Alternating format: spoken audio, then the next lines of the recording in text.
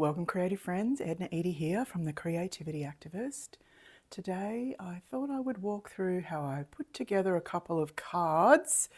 So these are cards that are going out in like an hour. And I wanted to make floral cards. I used a Vicki Boutin range, Flower Emporium, and I built a herringbone quilted background and just elements from the collection to build some texture on the card.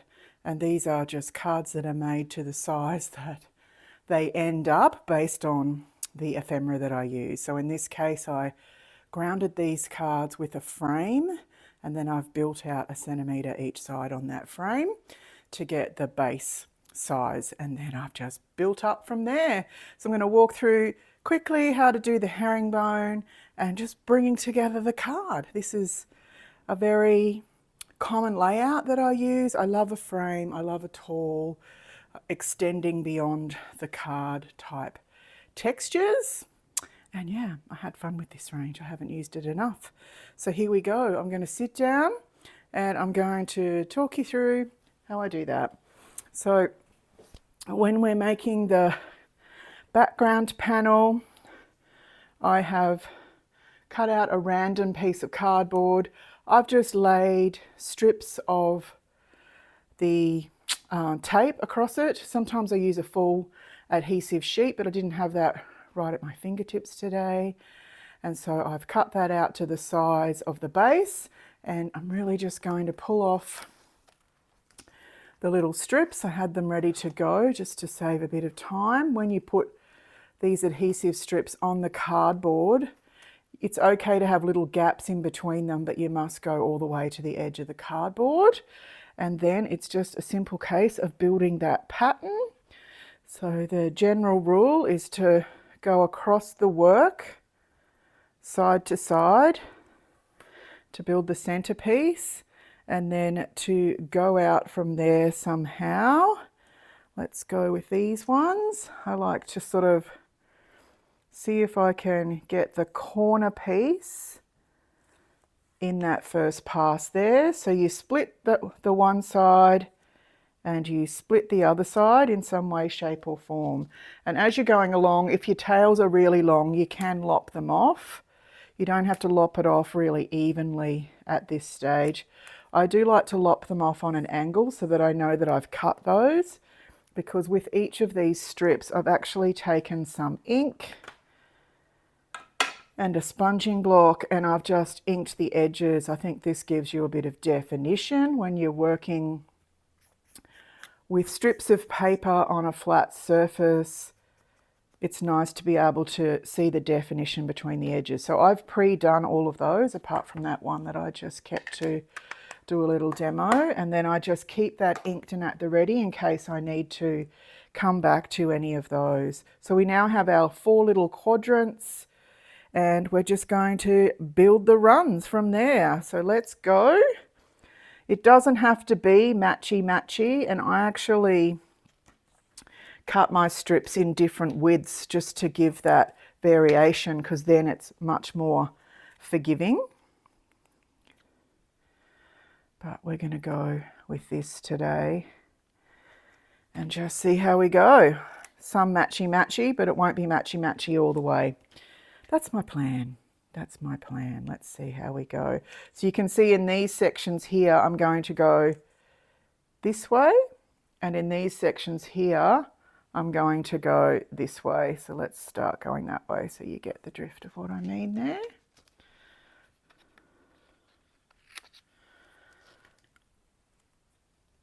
And then sometimes you'll get down to here and you'll think, am I going to have enough? Am I going to have enough? So if you're worried, just do a little shimmy in. This one here, I can tell that that's not exactly straight. So let's just tidy that up a bit and see how we go. Oh, I know why that wasn't straight. I don't think this one's very straight. So this is pretty forgiving when you use this double-sided tape. It can come up and go back down again. Let's see. This is real life here, people. So butt right up against it and over we go. And then this one will hopefully be a little bit more forgiving. There we go. So that fixed that. So you've got to be really careful to get your miters going correctly. So let's keep going this way. And it really is quite cathartic. I actually really love doing this. It's one of my favourite things to do. I'm going off the camera there. Sorry if I've been off camera. I do have a little guideline, but I've been ignoring it. And yeah, you just keep going and keep going.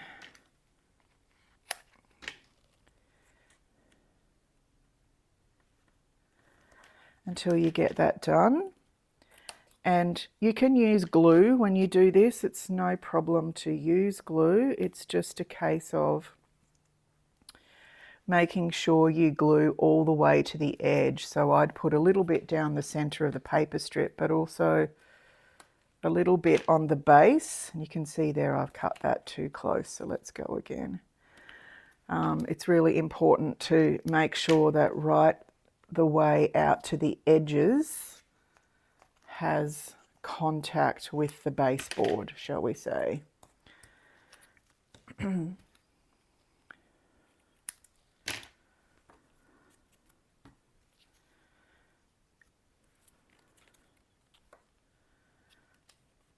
as long as you get that right, this process will always work. And there's always an opportunity at the end just to move around and make sure you've got all the connections right. And you'll know when you trim at the end if it's not secure on the edge because it falls off. So you'll have an opportunity then just to fix it. There we go.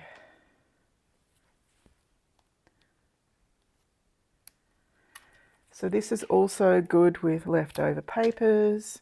You will automatically get a coordination if you use a paper pack. And sometimes I gather up all of those strips off the edges of pieces of paper that we've been, what do we call them? Where the title of the piece of paper is. So sometimes I do that, and then using up all those little, I think they're like little 1 centimetre type strips. So you can see here I'm trying to make sure the edges are even and inked and go along. So you just keep going along until you get to a completion point. What else have we got? We've got this one here. So when you go here and you know it's going to butt all the way up to the edge, I quite often recommend not having a tiny piece on the edge. So I would put another piece in and then go in with your edge piece like that, and you'll then have a larger piece just on that edge there.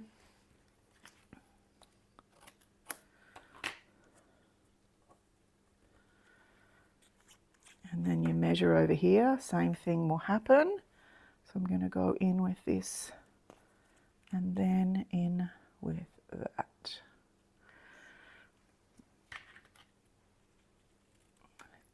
And you can obviously move along and just use all the little bits that you've got left over.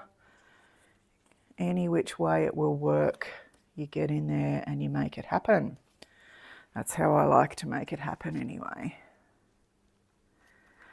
Like that, and then you're coming in, see that will be okay, but I don't want that. I want a bit of extra colour there. So yeah, just have fun with it.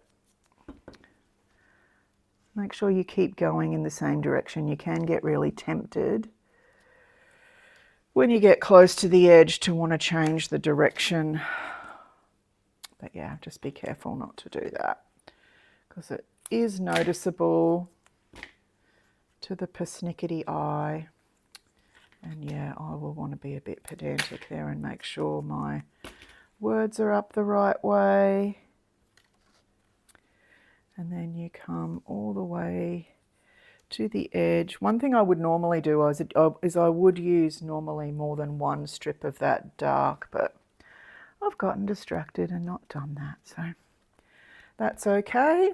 And then when I get to this stage, I would normally get my little bone folder out, and over on the back I'd really squeeze the edges down just to make sure that we've got a good connection point. And then you just come along either with your trimmer or your scissors. I just go along the edge when I'm definitely going to ink it afterwards. I think just a scissor line is fine. If I'm going all clean cut and I haven't done any inking, I'll actually take it back to the trimmer and take like 1/2 millimeter off so that the edge is absolutely straight. But you do you. We all have different levels of being pedantic. So just trim that off and you've built yourself a quilted background. And then it's a case of just bringing the card together from there. So certainly with this type of card, I've spent quite a lot of time on the base, and I'll want the top of the card to come together quite quickly. So we have this here. I'm just going to quickly go around the edges just to bring that continuity into the card making. And then I have that, and we're going to bring this together. So we have a frame and we have a border strip down the bottom, bit of glue,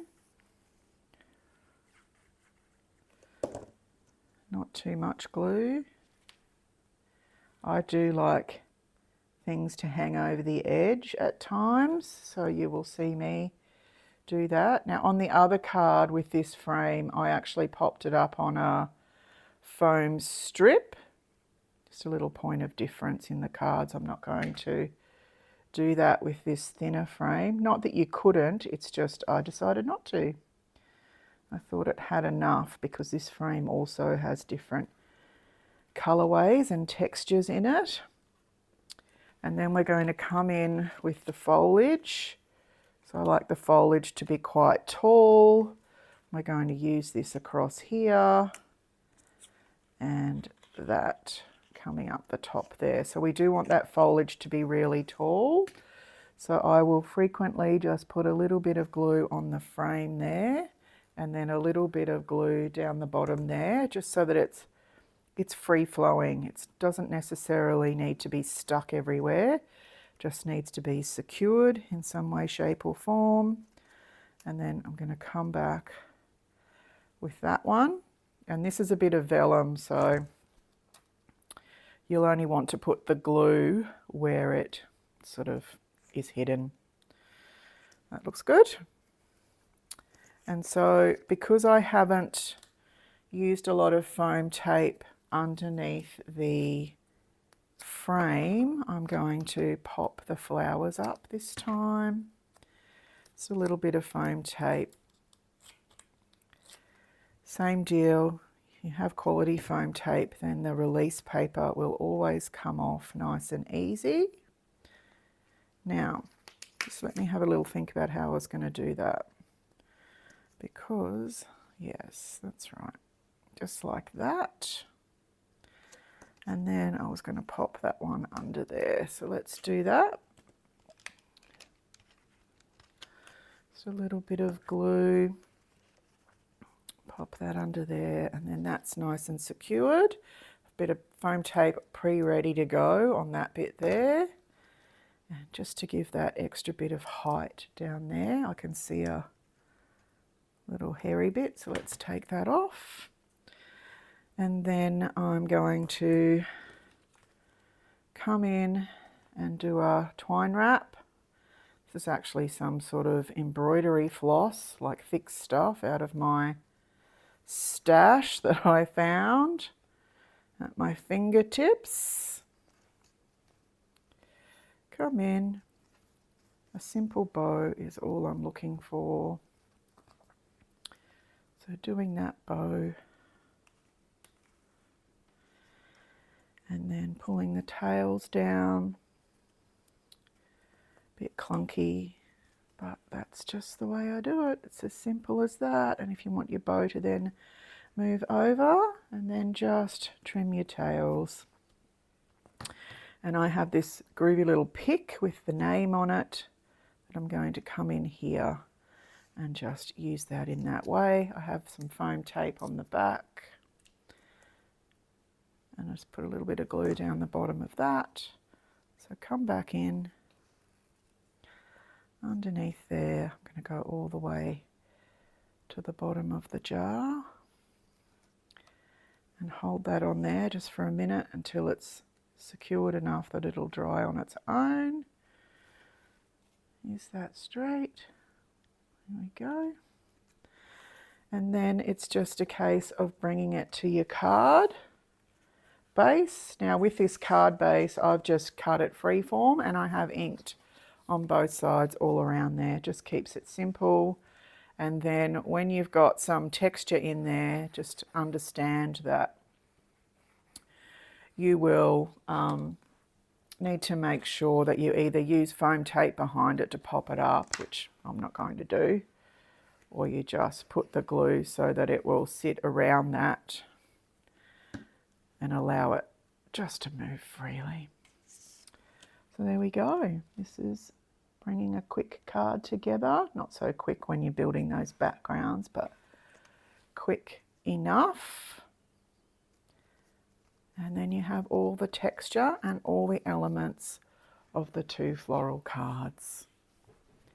And of course I reached into my puffy stickers as well.